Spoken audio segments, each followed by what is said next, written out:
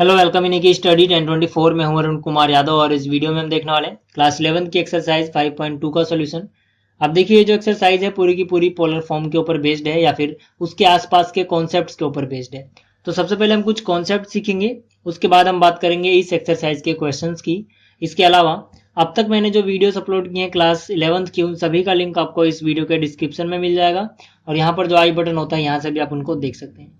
तो देखिए सबसे पहले हमें सीखना है कॉम्प्लेक्स प्लेन या फिर आर्गन प्लेन क्या होता है। ठीक है, कॉम्प्लेक्स प्लेन को ही आर्गन प्लेन भी बोला जाता है।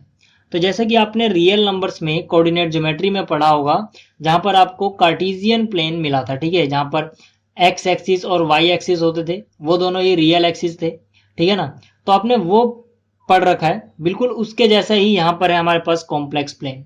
यहाँ पर भी दो एक्सिस है आपको 2D में। ठीक है, जहां पर ये जो एक्स एक्सिस है इसको हम बोलते हैं रियल एक्सिस और जो ये वाई एक्सिस है इसको हम बोलते हैं इमेजिनरी एक्सिस। अब इसको रियल एक्सिस और इसको इमेजिनरी एक्सिस क्यों बोला जाता है, पहले इस बात को समझ लेते हैं। देखिए मान लीजिए हमारे पास कोई भी एक कॉम्प्लेक्स नंबर जेड है, ठीक है, जिसकी जो फॉर्म है वो है एक्स प्लस आयोटा वाई। अब यहाँ पर मैंने पिछली वीडियो में आपको बताया था कि ये जो होता है इसको हम बोलते हैं रियल पार्ट। ठीक है, जो जेड है उसका रियल पार्ट क्या है, एक्स, और जो ये वाई है इसको हम बोलते हैं जेड का इमेजिनरी पार्ट। तो जो रियल पार्ट है इसको हम एक्स एक्सिस पे दिखाते हैं यहाँ पर, इसीलिए इस एक्सिस को बोला जाता है रियल एक्सिस। और जो इमेजिनरी पार्ट है इसको हम यहाँ पर दिखाते हैं, इसीलिए इस एक्सिस को बोला जाता है इमेजिनरी एक्सिस। ठीक है, इतना आपको समझ में आ गया होगा। अब देखिए जैसे कि ये प्लेन जो है ये क्या है, ये कॉम्प्लेक्स प्लेन है। अब कॉम्प्लेक्स प्लेन इसलिए क्योंकि यहाँ पर हम कॉम्प्लेक्स नंबर को शो करते हैं। तो कॉम्प्लेक्स नंबर को हम शो कैसे करेंगे अब उसकी बात करते हैं। ठीक है, जैसे कि मान लीजिए हमारे पास यही number z equal to x plus iota y जो है इसको हमें यहाँ पे शो करना हो तो हम कैसे शो करेंगे। इसका जो रियल पार्ट है, ठीक है, यानी कि एक्स, और इसका जो इमेजिनरी पार्ट है यानी कि वाई, एक्स कोमा वाई को हम यहाँ पर शो करेंगे। तो एक्स कोमा वाई शो करने का मतलब क्या है कि हम एक्स प्लस आयोटा वाई को दिखा रहे हैं कि वो इस कॉम्प्लेक्स प्लेन में कहां पर होगा। ठीक है, अब देखिए अगर मैं इस ओरिजिन को यहां से मैच कर दूं तो जो मेरे पास ये डिस्टेंस आया है इसको हम बोलते हैं आर। ठीक है, या फिर मॉडुलस ऑफ जेड। अब देखिए यहां से ये यहां से लेके यहां तक का डिस्टेंस क्या होगा, एक्स होगा, क्योंकि एक्स कोमा वाई है तो ये कितना हो गया एक्स। और इसी तरह से ये जो डिस्टेंस है कितना होगा वाई, यानी कि ये वाई हो गया। तो ये एक्स है ये वाई हो गया। ठीक है, यहां से यहां तक। तो अगर मैं इस आर की या मोड जेड की वैल्यू निकालना चाहूं तो यहां से मैंने क्या करा, एक परपेंडिकुलर खींचा।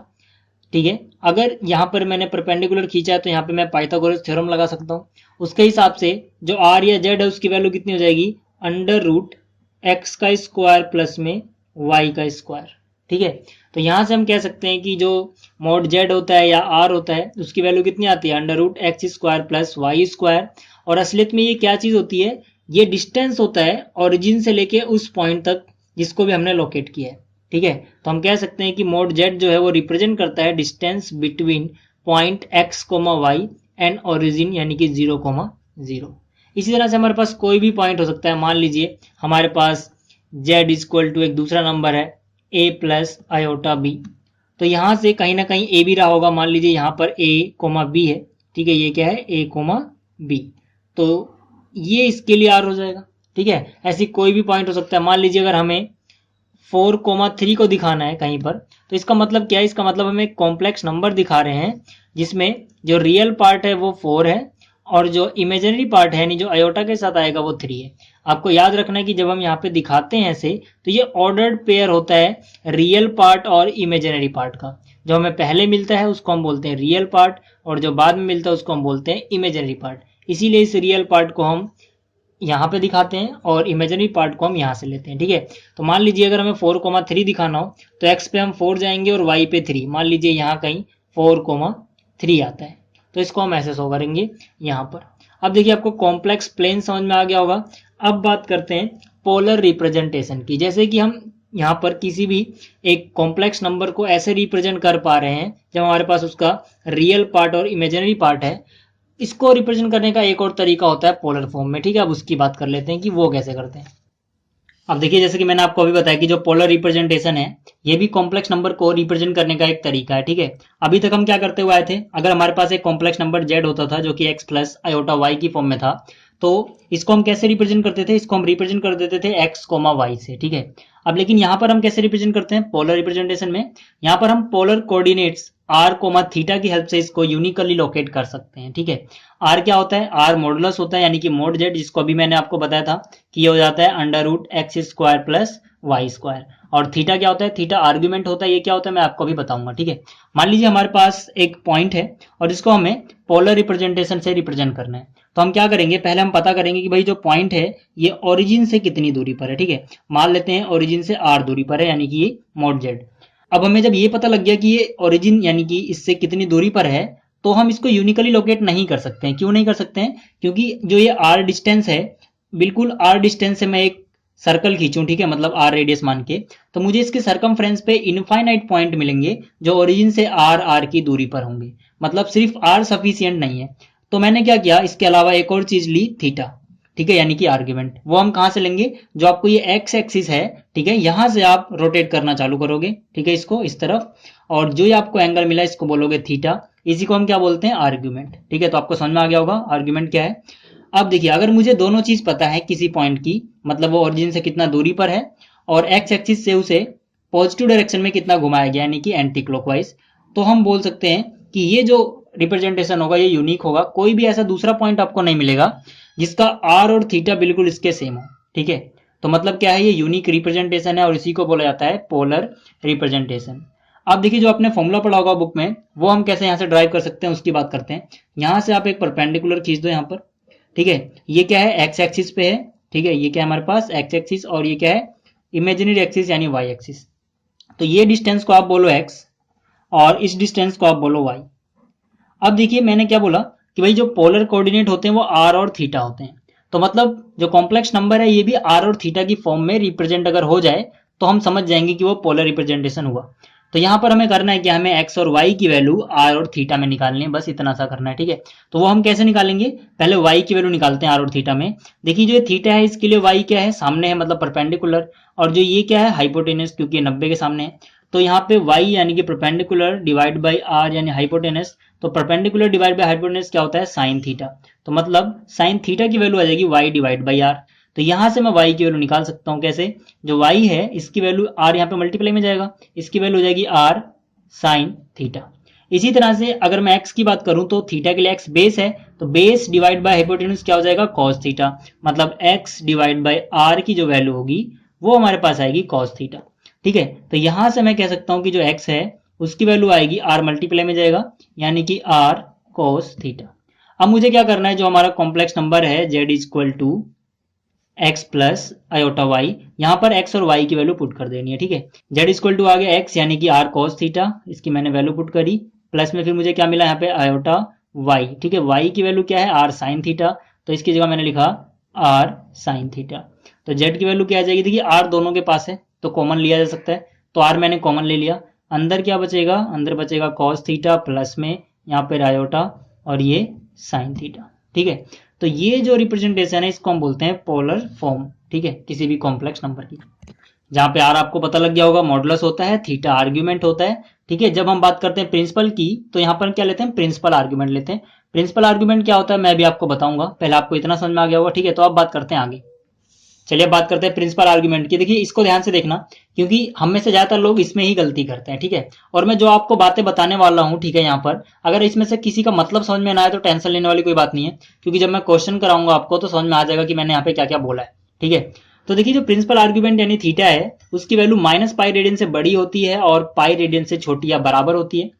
और अगर मैं बात करूं डिग्री में तो ये माइनस 180 डिग्री से बड़ा होता है और प्लस 180 डिग्री से छोटा या बराबर होता है। मतलब कि आपको क्या करना है, या तो आप 0 से 180 की तरफ जाओगे या फिर आप 0 से माइनस 180 की तरफ जाओगे, ठीक है ना। अब बात करते हैं कि हम अलग अलग क्वाड्रेंट में कैसे निकालते हैं, क्योंकि जो आपका क्वेश्चन है हो सकता है वो फर्स्ट क्वाड्रेंट में निकालना हो आपको प्रिंसिपल आर्ग्यूमेंट, सेकंड में निकालना हो, थर्ड में निकालना हो या फोर्थ में निकालना हो, वो क्वेश्चन के ऊपर डिपेंड करता है। अब यहाँ पे ट्रिक ये है कि आपको चाहे जिस भी क्वाड्रेंट में निकालना हो, आप हमेशा पहले फर्स्ट क्वाड्रेंट में देखोगे कि थीटा क्या है। मतलब कि मान लीजिए जैसे कोई ट्रिग्नोमेट्रिक रेशो नेगेटिव भी दिया हुआ है, अब फर्स्ट क्वाड्रेंट में तो कोई नेगेटिव नहीं होता, लेकिन तब भी हम उसको 1 मिनट के लिए पॉजिटिव एज्यूम करेंगे और फर्स्ट क्वाड्रेंट में उसका थीटा निकाल लेंगे रफ में।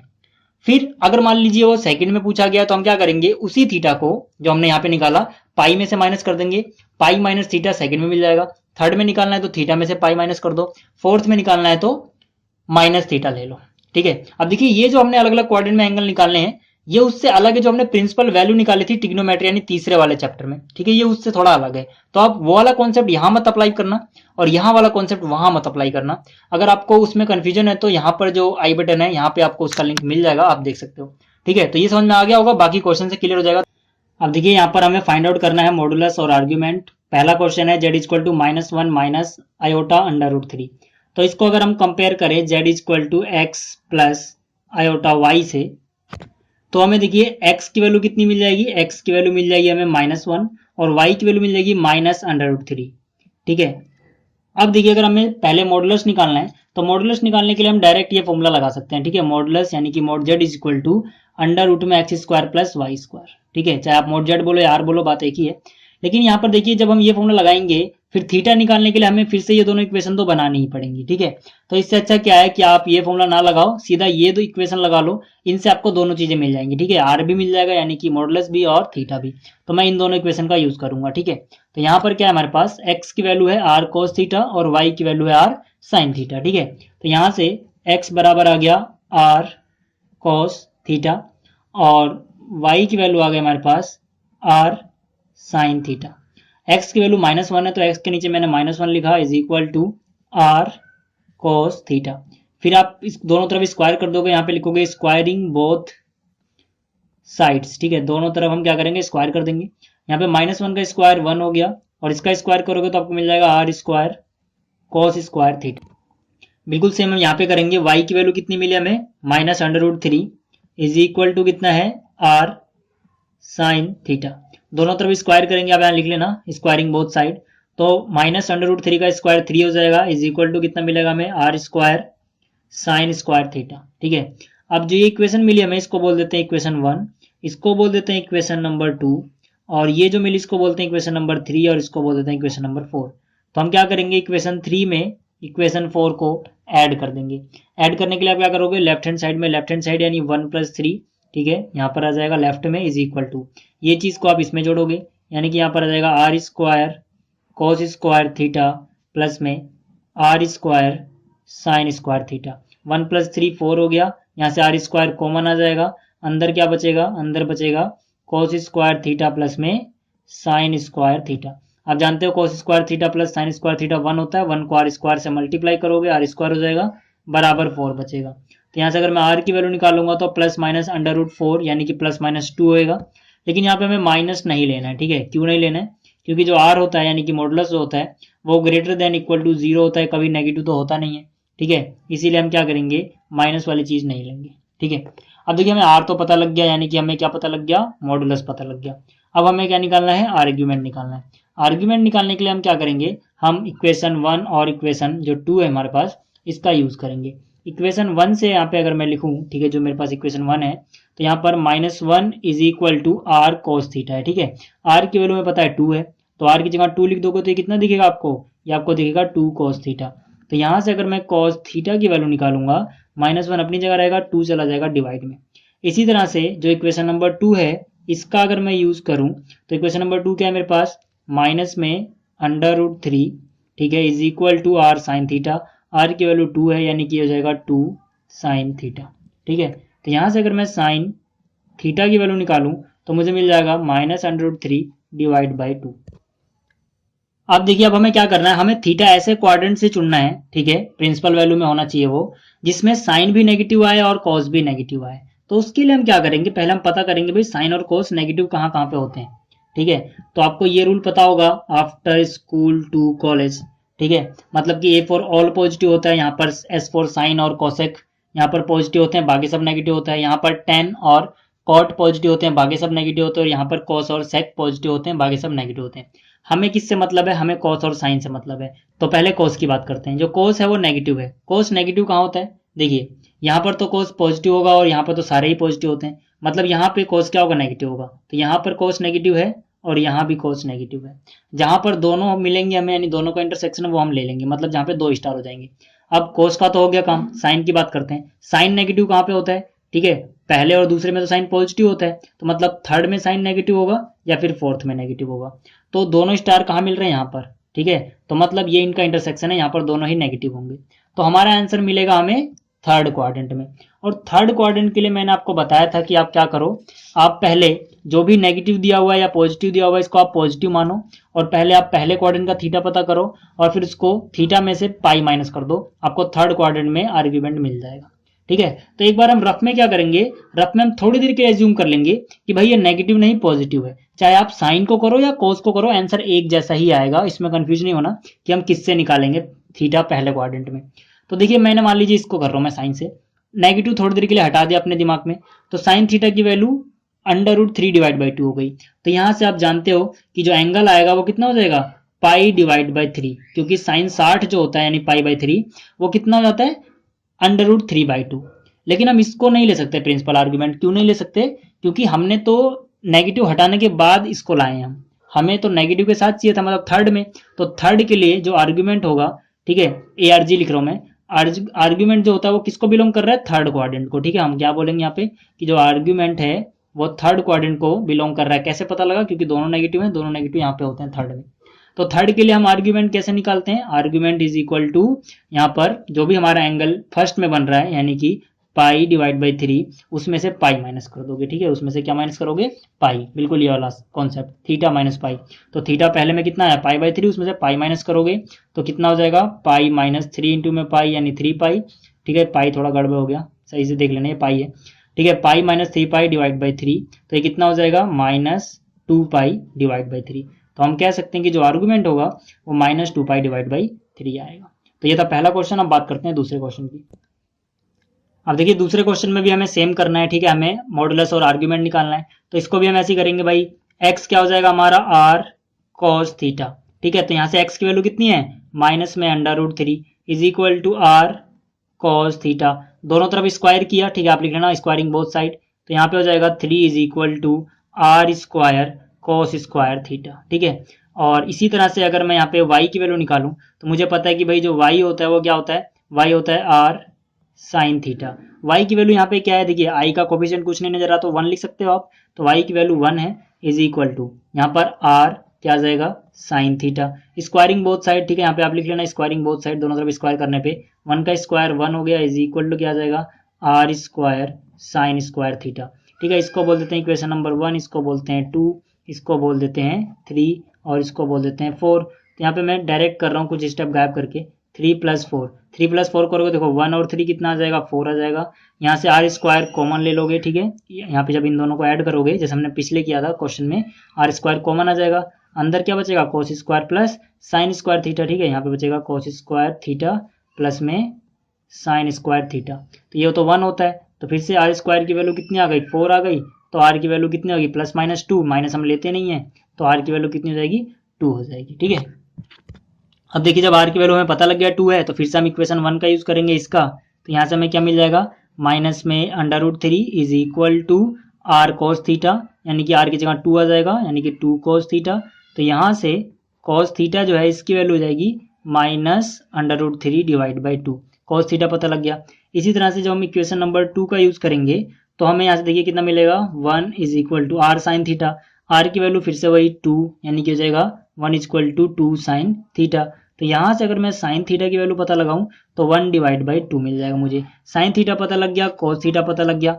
अब हमें क्या निकालना है, इसका आर्ग्यूमेंट। तो हमें ऐसे क्वाड्रेंट में अपना आर्ग्यूमेंट सर्च करना है जहाँ पर साइन तो पॉजिटिव होता है लेकिन cos नेगेटिव होता है। तो फिर से हम वही ट्रिक अपनाएंगे आफ्टर स्कूल टू कॉलेज।